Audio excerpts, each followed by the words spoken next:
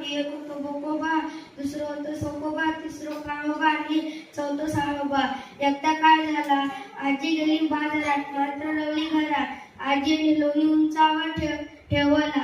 मांजरांनी बघल्याने त्यांना खाऊन सारा वाटला. उडी मारली तर आवाज येता आणि बेत फुकट सारं जाता. म्हणून गोकोबांनी साथ घातल्या. काळोबा पण जमले, पण लोणी कशी मिळेल त्याने सगळे विचार करू लागले.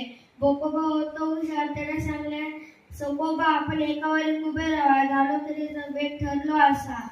आणि काळोबा सोकोबा सोकोबा आणि साळोबा अशी मांजरांची दहीहंडी झाली. परत ते माधुरी निघालता.